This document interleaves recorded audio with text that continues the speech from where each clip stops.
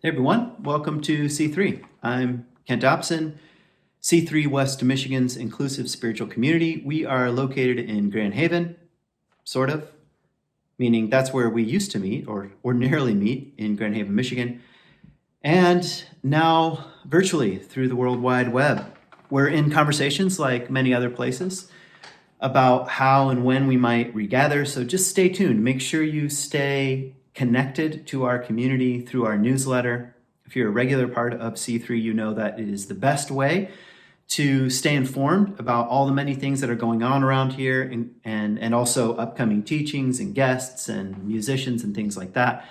And if you're relatively new, you're more than welcome to sign up for the newsletter as well. Stay informed, get to know us. Check us out on the web, c3westmichigan.org. We are essentially a values-based spiritual community, meaning we don't have a centralized doctrine.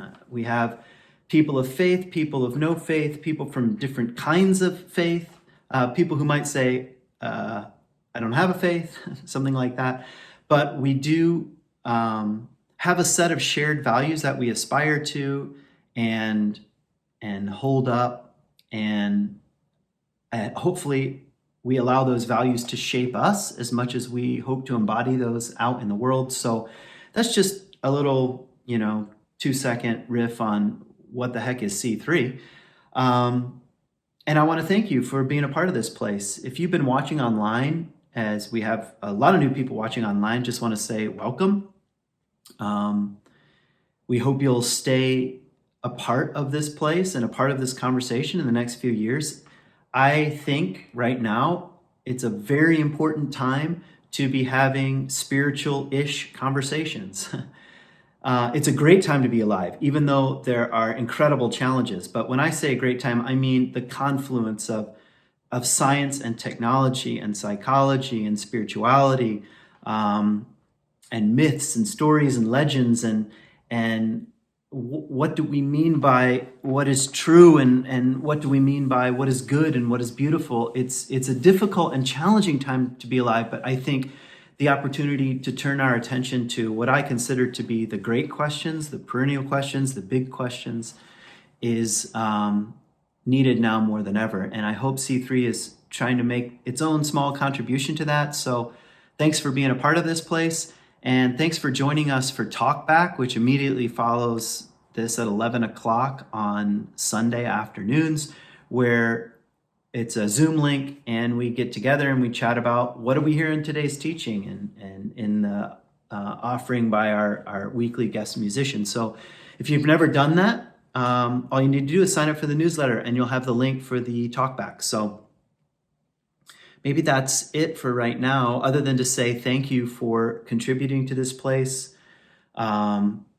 making this place viable and vital, not only with your financial contributions, but just with you being you and offering your questions and ideas and projects and ways of serving the broader community, at least in West Michigan, where most of us live who go to C3. So I think that's all I want to say as by way of intro. I'm in the middle of a series, if you've been with us for a while, that I'm calling Meaning Matters. And each month we're taking up a new word. And the word for this month is sorrow. And I said last week I was a little uncomfortable with this word, and you can see why. I mean, we live in a culture, particularly Western American culture, which I like to call a cult of happiness. And sometimes at its worst, a cult of frivolous happiness, like whatever is new and fresh and easy and exciting and upwards and onwards is the good thing, is the right thing. And so it's hard to talk about sorrow. We haven't made a lot of cultural spaces for it. And sometimes when we do make cultural spaces for sorrow, it feels kind of cheap, like a Hallmark card, or a kind of like cheap sentimentality. And you see that with commercials and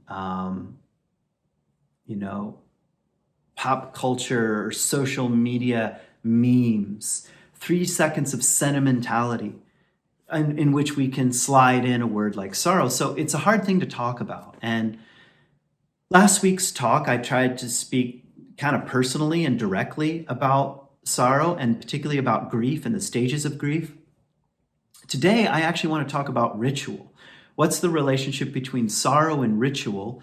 And I want to offer even some suggestions for ways that we might ritualize sorrow or continue to ritualize sorrow, because you're going to see in a minute, it's about as old as the human story. And maybe here's a question that I don't exactly intend to answer directly, but maybe one that's worth holding, which is, what does ceremony do for us as human beings? I think those of us who have a bad taste in our mouth from religion or from our religious upbringing or from institutionalized, heavy-handed institutionalized religion, hear a word like ceremony and it's like, I don't know if I really like ceremony. Isn't that the thing that I'm supposed to kind of be against? The church and its many ceremonies, just carrying them on blindly. Well, that's a valid critique, and certainly ceremony can be hollow and vacant and somewhat meaningless, as if we're just punching the clock. But I actually think there's something more going on that connects us to a larger story. And I might even offer that as a kind of very loose definition. What do I mean by ceremony? I mean acts, ritualized acts, ceremonial acts that connect us to the felt experience of a larger story. After all, that's what happens at a funeral. That's why we bury people in specific places. That's why, or scatter ashes in particular places, or ways in which we do that. We do it in a particular way. Why? Because it connects us to the larger story of our own humanity, our own impermanence, our own preciousness, and fragility.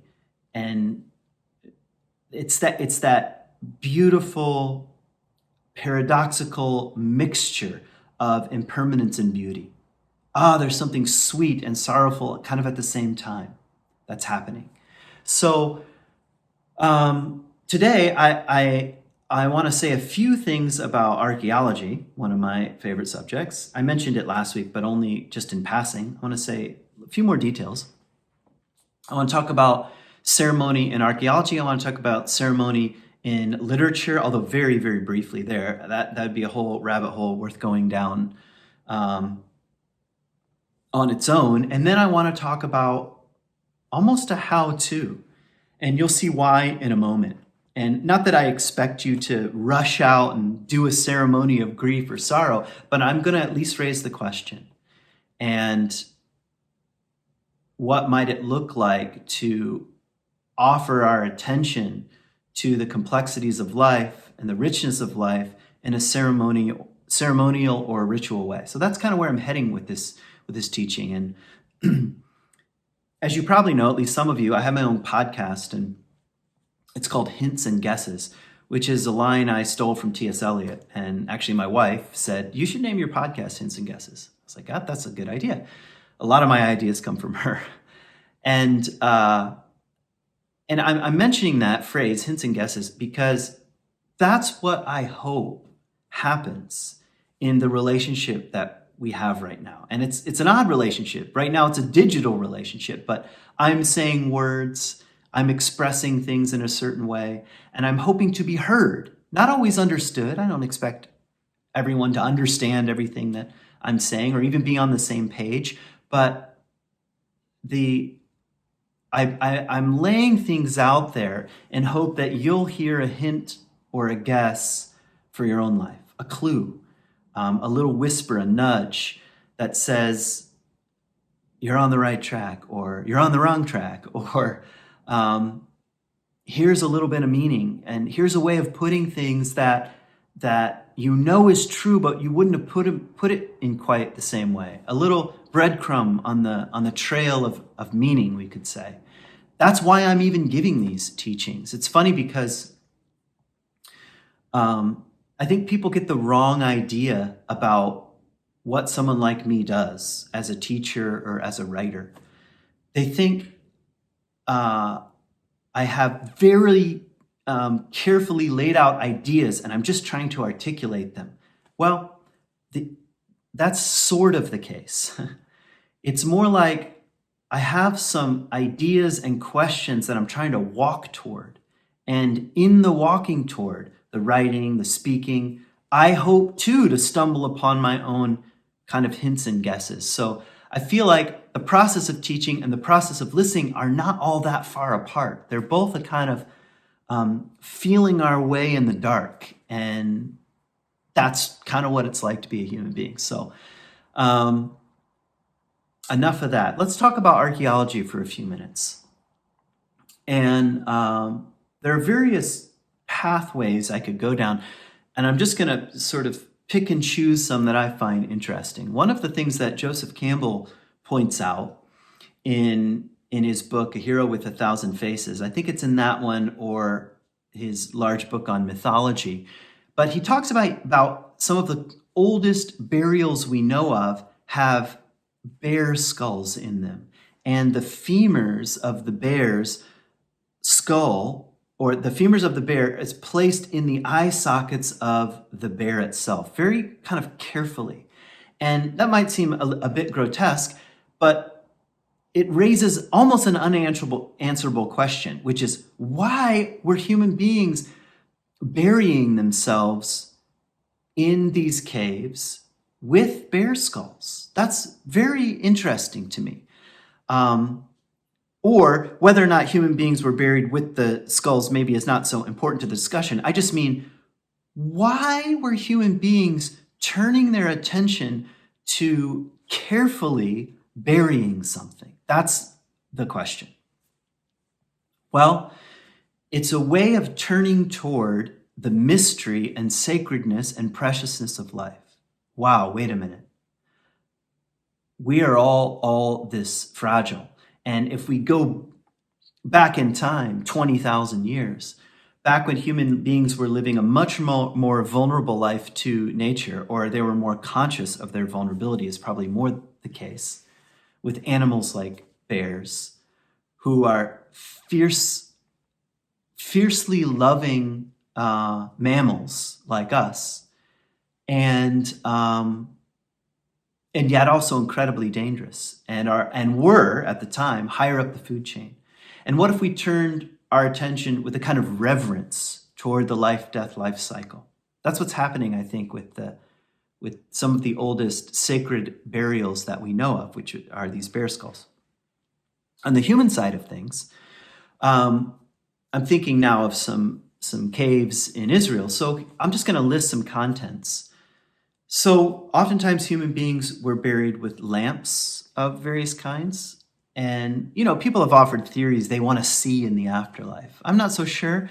In fact, the concept of the afterlife is relatively new, as far as we know, in the grand scheme of the evolution of human thought and consciousness.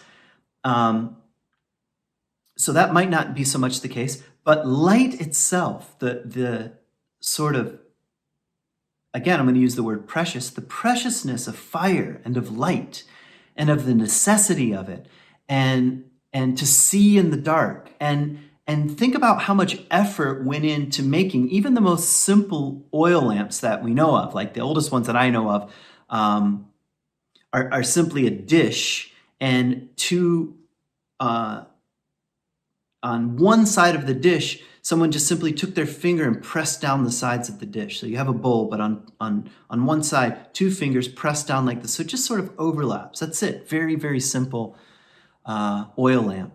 And inside you put a little wick.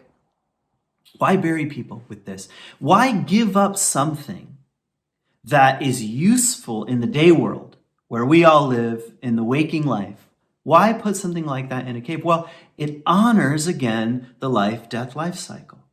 I'm going to give up this thing that is both meaningful to me and at one time to the person I am burying. Same with coins. It's almost a sacrificial element. I'm going to let go of something I know I could use in the day world, like a coin. I'm going to leave it in the tomb of the night world. I'm going to leave it with my friend or my spouse or my kid or my grandpa or whatever the case may be. And there's one particular cave is found in what's called the Hinnom Valley in Israel, very famous find by my archaeology professor named Gabi Barkai. He found a silver scroll, and on it, once he unrolled it, which is quite a feat in and of itself, because imagine it's a very, very, very tiny silver scroll, unrolled it, and on it was a Hebrew blessing from Numbers chapter 11, I think. Could be 6 or 11, I can't remember which, but you'll recognize at least part of it.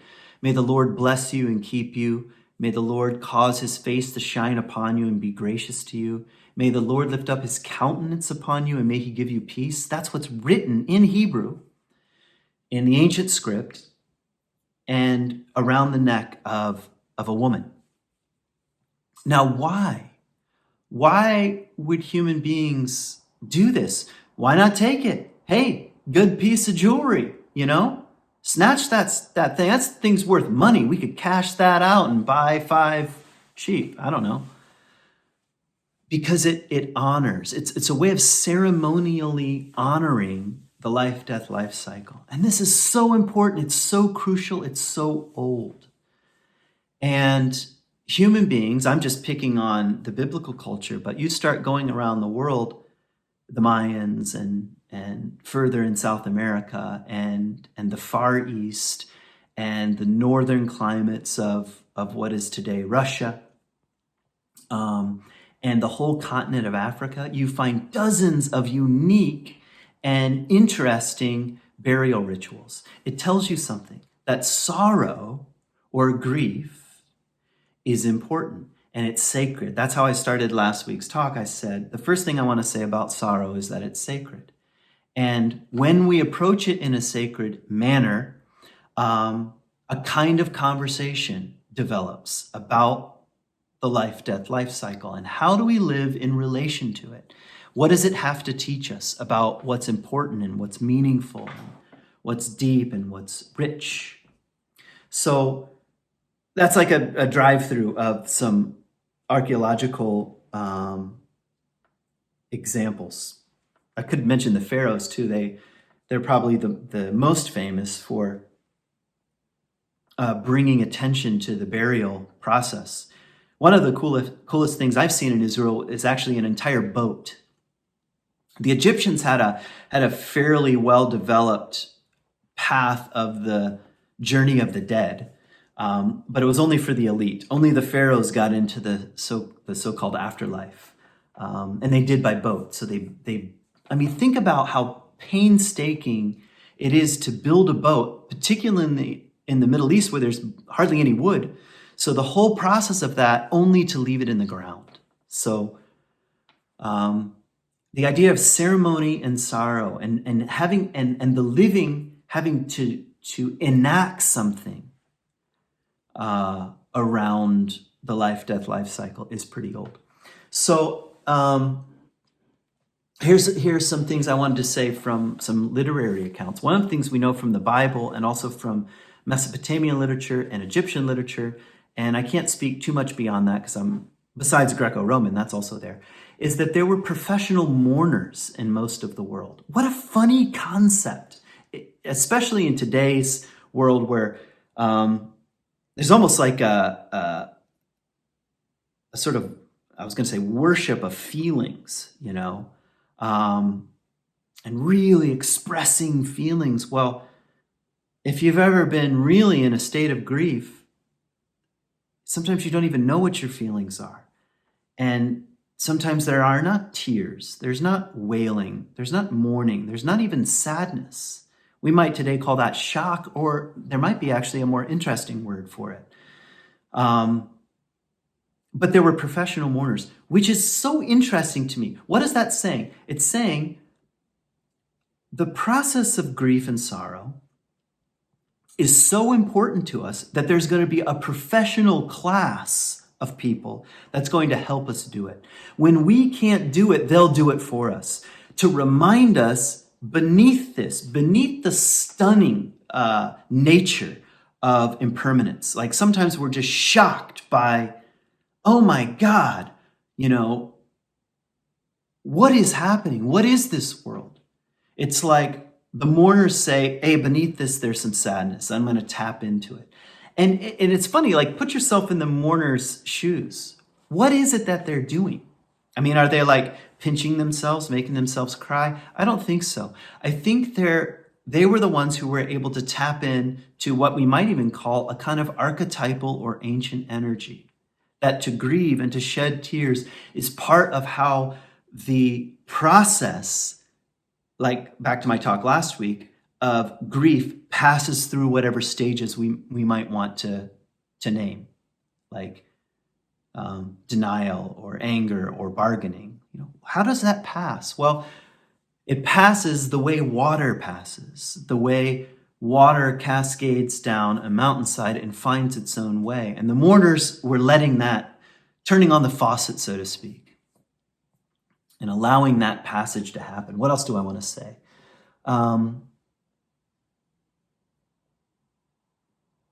Maybe just, I don't want to make this section too long, but if we look at ancient rituals and ceremonies around grief and sorrow, we see funeral rites or parades, we might even call them, are very common.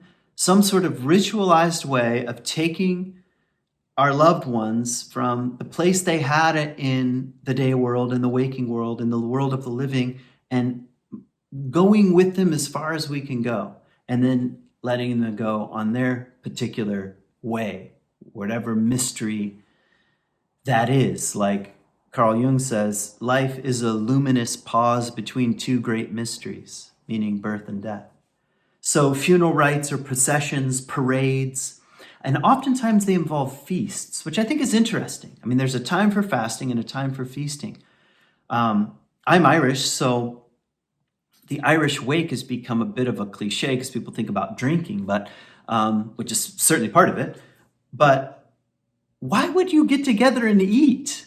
I mean, it's a way of touching again the paradoxical nature of we live on the death of something, whether it's a carrot or a cow, and it's getting close to that. And we're still here, and we're still eating, and we're still living, and we're still carrying on, and we're honoring those who have gone before us, and also, I think, sorrow itself, touching the sacred.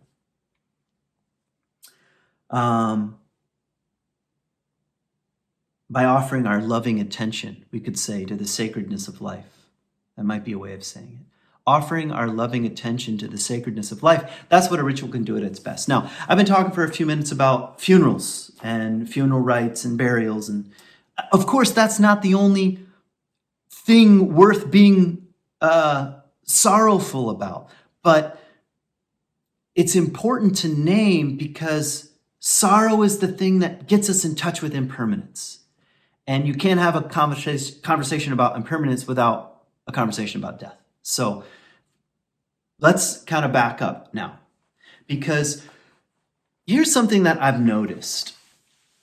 Over the last few years, I've been meeting with people, working with people in a one-on-one setting and in wilderness settings. This is part of my guide training at Animas Valley Institute in Colorado, where in a sense, I've been learning and have been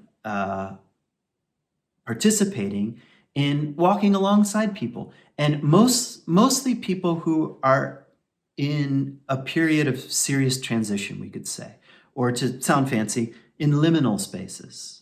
They're passing from one aspect of their life to the next.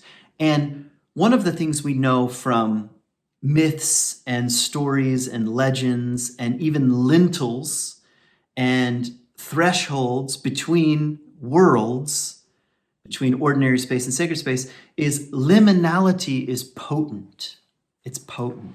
And I'm sure you know, if you just take just a brief survey of your own life, those times where you were leaving something and not yet entering the next are potent or pregnant with possibility. And it's not always guaranteed which way it will go. And so as, examples, just everyday examples, I often end up in wilderness settings or in one-on-one settings or sometimes in my classes and so forth with people who are going through divorces, people who are coming to the end of whatever their present vocation is in terms of it offering meaning and identity, and they're not sure what to do next, or people who have done a pretty good job raising kids and their whole world has been oriented around that, and they're approaching the doorstep of something else, and it's terrifying, and kind of exciting, but mostly terrifying. I don't know. I mean, I could list maybe dozens of other examples, or people who are leaving home, and I don't necessarily mean they're 20 years old and they're going off to college. I mean, they might be 37 years old or 47 years old, and they really have never left home. Not really. They're still up under the wing of mom and dad and the culture of mom and dad, whether they're alive or not. They're just starting that ancient invitation to leave home. You must leave. And it's terrifying and it's exhilarating. So I'm mentioning these periods of transition. And here's something that I've come to learn. More often than not, what is present, one of the things that's present is sorrow. And it's a bit hard to get close to. Or we could even use a word like grief. It's present. Especially, let's just take vocation. Any kind of vocation at all. And I don't mean one that you get paid for, maybe one that you don't. Something that has ordered your life and been meaningful to you, and you've done a pretty good job at it. When it no longer rings your bell and you're on the edge of something, just beneath the surface is some sorrow. Man, what would it mean for me to let go of this? What would it mean? Who would I be if I let go of this role, this name tag, metaphorically, that I've been wearing around for a while, that served me pretty well? Just beneath the surface is some grief. And we don't like that. Back to picking on American fast food, pop psychology culture, keep it positive, manifest good things, just keep going, don't look back, no regrets. I don't know if you saw that a few years ago. It went around on the internet, the interwebs. Someone had gotten a tattoo that said no regrets, but had spelled regrets wrong. You can't, that's just like, is that not a summary of American fast food culture? So we're averse to it. We're averse to sinking into the sorrow. In fact, sometimes we just want to rush to the next room. And what I'm saying right now is that ceremony and ritual can help us touch the preciousness of the present moment and what it has to teach us. So I want to give some suggestions, and I'm just tossing seeds to the wind, and I don't care really where they fall. And if one happens to make its way into your own mind or heart, it's going to grow the way it's going to grow. So I'm going to give you examples of contemporary ceremonies that most of these I've done, at least versions of them. So here's a way of bringing our attention to sorrow and to grief in a ceremonial way. So let's say you're leaving something of your old life, and you're entering some kind of new life, but you're not exactly sure what it's going to look like. My suggestion is that you do a ceremony that marks the moment, that allows you to speak about maybe even what you loved and didn't love about the old life that you're leaving behind. So here's an example. You can walk around your house until you find an object that seems to represent something of this old life. And I've found that objects that are a little bit hard to let go of is kind of the right sort of metaphoric object. I'm speaking literally, even though I'm also speaking metaphorically. So for me, when I left being a megachurch pastor, there were a couple things in my office that were given to me that were meaningful, but something inside whispered, "It's time to let these go." So you go out to a place and you offer them up in some way. You can bury them, you can leave them, you can burn them. And I don't mean like, like, get out of my life. I just mean in the sacred way. After all, I didn't mention this at the beginning, but when it comes to one of the most ancient forms of burial is by fire. It's by fire. It's a way of ritualizing the transformation that's taking place. This person is being transformed the way wood is transformed into heat and fire and light and wonder. So that's what I mean. So take something up from your old life and let it go in some way. There was one person I knew made a boat and sent their object out on the waters. I mean, you can be environmentally sensitive about what I'm saying. Maybe that goes without saying. And you might think to yourself, I don't really need that stuff. That sounds kind of hokey. It sounds kind of... Try it and tell me if a deeper part of you doesn't say yes to that. A deeper part of you isn't like, finally. So the ego might say, it's not for me. I kind of just want to keep it mathematical, keep it straight ahead. The soul, even if we might have to argue about the definition of such a thing, let's use it very loosely. The soul says yes, the ego says, I don't know about this. And by offering yourself to this kind of ceremony, see what happens. So there's an example. Another example that I've done is letter writing. So imagine there's somebody, living or dead, that you need to write a letter to. In order to make the passage through the space, to leave one room and enter another, there are some things you need to say. So say them, but don't necessarily send the letter. Give yourself the freedom to say what needs to be said to the living or to the dead. Let your pen write long enough where the unconscious has a say. You just keep writing, and you might surprise yourself what has to be spoken and what might come, what sorrows might be touched upon that need to be touched upon to help us sort of over the threshold here. Another one that I often suggest to people is to go on directly what I call a grief wander. Go out to a wild place and allow yourself to be drawn to something out on the land. A tree, a clearing in the forest, a creek. It doesn't have to be the good time of year to go outside. Any time of year is the good time to go outside.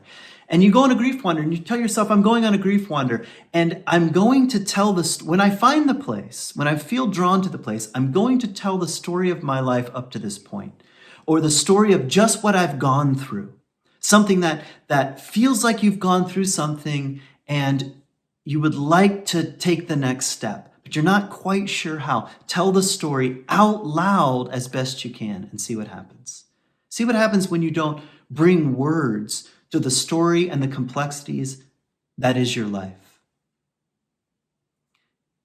And open yourself. What am I feeling? What am I thinking? What am I imagining in this moment? What's speaking to me? You'd be surprised how many times something from the wild world that you could have never imagined comes into your awareness, and it almost like winks at you, like an owl lands in a tree or whatever. I'm just making various things up because obviously I'm not talking about manufacturing anything. I'm talking about turning our attention to a ceremonial way to the sorrows and griefs that are just beneath the surface. I'm going to speak about them. I'm going to speak them out loud as if the wild world cares, because I think it does. And then we see what happens. And finally, maybe just a word on what you could even call self-designed ceremonies. I'm just throwing out various ideas. Like I said, I'm going to toss some seeds. What would you do if you were to relax and act like a kid for a moment and dream up? What kind of ceremony would I do? That's the right kind of thing. What kind of ceremony might I create just to honor the passage of transition that I'm in right now and say yes to it and see what happens?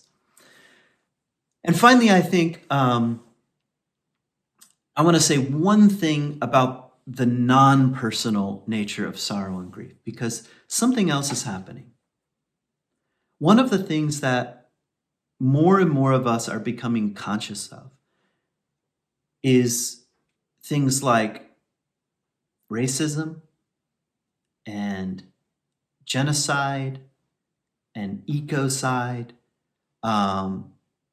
hatred, slavery, as part of the story of who we are as human beings collectively, that there are things that we've done that are not life enhancing, but the opposite. They're life taking. And it's almost as if there is sorrow and grief sort of in a generational sense that we're starting to bump into. And I think people are finding ways of addressing this. You know what I'm talking about. People are finding ways of addressing systemic racism and the way we're abusing the earth and have abused the earth and all of that. I'm not going to comment on right now. But I'd like to suggest, like with all things, just beneath the surface is some sorrow and some grief. And I'm not talking about going around and apologizing all the time. I'm talking about feeling the sorrow and grief that's present. The sorrow and grief that's present in whole communities. And what would it look like to create ceremonies? And I don't exactly have the answer to this, but I think it's a question that's worth asking. What would it look like for us to find creative and compassionate ways of creating ceremonial spaces where we can feel what we feel, express sorrow and grief, and allow it to do its work on us instead of pretending that it's not there? Because I think it's there in a deep way, whether or not we recognize it. So I'll just maybe leave that in the form of a question. So that's as far as I want to go today, even though, well, I guess it's 37 minutes in. It's kind of long for one of my talks. So I'm going to leave it at that. I hope you heard a hint, a guess, a clue. Please join us for Talkback at 11 o'clock on Sundays. And I wish you well, no matter where you find yourself in this